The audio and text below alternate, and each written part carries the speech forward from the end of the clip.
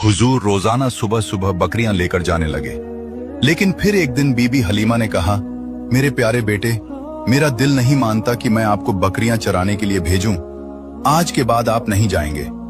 और उसी वक्त बीबी हलीमा का एक बेटा भागता हुआ आया और बोला, अम्मा, हमारी एक बकरी को एक बड़ा सा शेर उठा ले गया।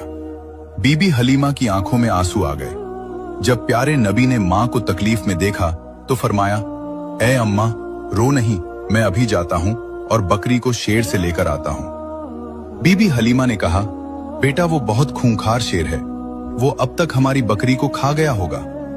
प्यारे नबी ने फरमाया, जब मैं मोहम्मद शेर से अपनी बकरी मांगूंगा तो मुझे यकीन है शेर वापस करेगा। फिर प्यारे नबी अम्मा हलीमा को लेकर जंगल की तरफ रवाना हो गए और जंगल के बीच खड़े होकर पुकारा, ए जंगल के शेर, मेरी मां हलीमा की बकरी वापस कर दो। फिर जंगल से 2-3 बड़े शेर बीबी हलीमा की बकरी को साथ लिए दौड़ते हुए हुजूर पाक के करीब आए और कदमों में बैठ गए।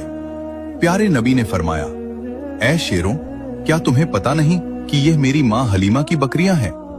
बताओ, तुमने मेरी मां की बकरी क्यों उठाई? शेरों ने अदब से कहा, ऐ अल्लाह के प्यारे महबूब, जब आप बकरियां चराने आते थे तो हम छुप छुप कर आपके चेहराए मुबारक का दीदार करते थे, आपके हुस्न को देखते थे। ऐसा हुस्न हमने कभी न देखा था।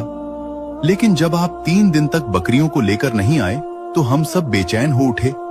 फिर हमारे बड़े शेर ने हमसे कहा, अगर प्यारे नबी का दीदार करना है तो बीबी हलीमा की बकरी उठा लो, या मोहम्मद सल्लल्लाहु अलैहि वसल्लम। बहाना तो बकरी का था, पर असल में आपके जलवे को आंखों से देखना था। आप सल्लल्लाहु अलैहि वसल्लम ने शेरों को प्यार से देखा और बकरी लेकर वापस घर आ गए। जब इस मोजे का लोगों ने सुना तो हर तरफ शोर उठ गया कि हलीमा का 3 साल का बेटा शेर से बकरी वापस ले आया। वो सब ताज्जुब में थे कि यह कोई आम इंसान तो कर नहीं सकता। इस तरह बचपन से ही हुजूर पाक की मशहूरियत में इजाफा होता गया। फातिमा, क्या हुजूर आए थे? काली कैसे पता? कहा आंगन की खुशबू बता रही है कि मेरे नबी ने यहाँ कदम रखा है। सुभान अल्लाह। खुशबू बता रही है कि मेरे नबी यहाँ आए हैं। खातून जन्नत मुस्कुराई, कहने लगी, हुजूर बैठे हैं। किधर है? कहा वो बैठे हुए हैं। तोड़ करके गए, 2 जानू बैठ गए। महबूब, मेरे माँ बाप कुर्बान हो जाए। सरकार कैसे आना हुआ?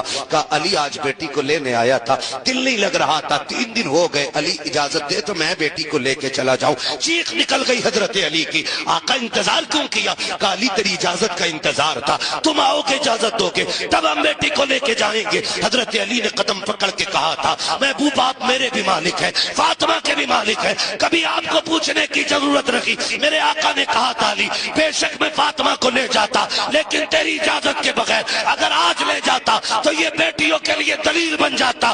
बाप के कहने पे शोहर के बगैर वो चली जाती। आज मैं तेरी इजाजत से ले